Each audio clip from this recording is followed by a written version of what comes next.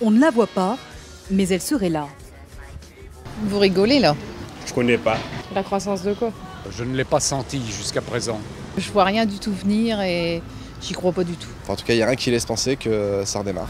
Pourtant, elle serait de retour, la croissance. Toute petite, plus 0,5%. Avec un chômage en juillet à plus 0,2, qui augmente un tout petit peu moins vite. Ce n'est pas une reprise durable, mais partout en France, quelques entreprises, petites ou grandes, commencent de nouveau à voir la lumière. Ici, même, on en fabrique de la lumière. Des poteaux en métal pour l'éclairage des rues, achetés par les mairies, mais aussi par des clients privés, sites industriels, installations sportives ou parkings. Pour l'éclairage, c'est principalement le design. Vous avez quelques mâts ondulés. Voici le showroom, la vitrine de cette usine de poteaux métalliques. Ça, c'est le mât simple, ce mât qui est courbé. Donc là, ça nécessite en termes de procédés industriels plusieurs opérations de cintrage assez difficiles à faire. 460 salariés, 40 intérimaires supplémentaires en ce moment en raison de l'activité. Mais Xavier Tassel ne prévoit pour l'instant qu'une seule embauche, un ingénieur de plus pour son bureau d'études. Car ses ventes augmentent. Cet immense site fait partie des entreprises qui ont contribué, entre mars et juin, à la hausse de la production industrielle, plus 1,4% au deuxième trimestre, inédit depuis 2 ans.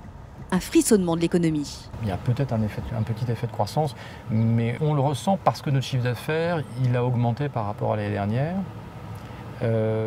Est-ce que c'est dû à la croissance du marché français ou est-ce que c'est dû également à l'énergie et à l'investissement qu'on y a mis?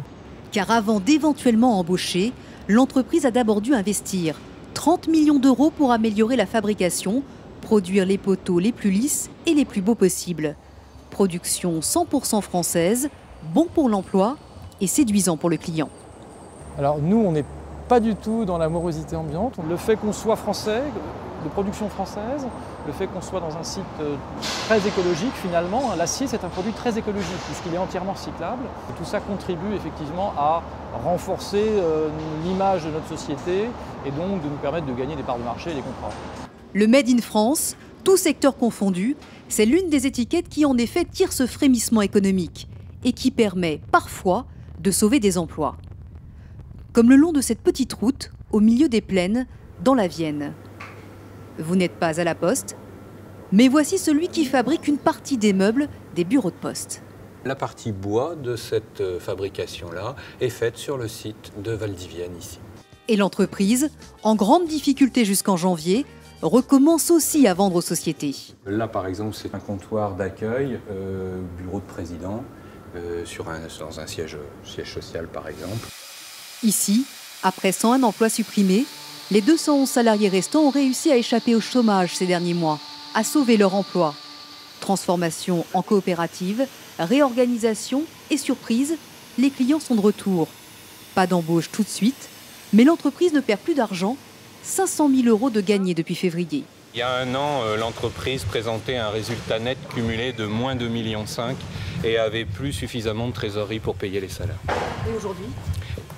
Et aujourd'hui, on sort de la période d'activité basse à l'équilibre et la trésorerie est saine. Le carnet de commandes se remplit beaucoup plus que dans la première partie de l'année.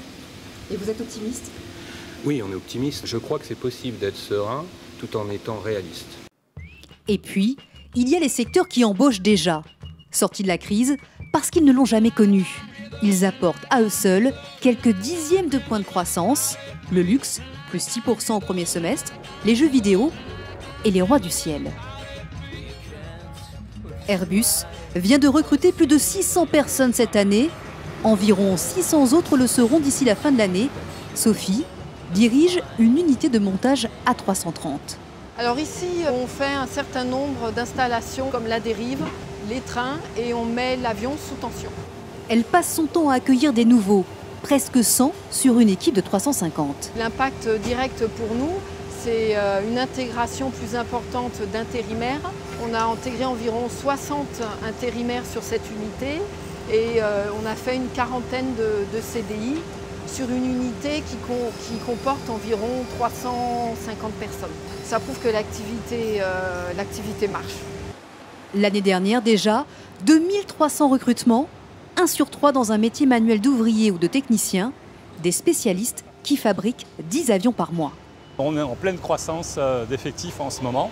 Dans notre secteur, on a cette chance, c'est de traverser la crise, puisque notre carnet de commandes s'élève à plus de 5000 appareils, ce qui représente environ 7 ans de travail.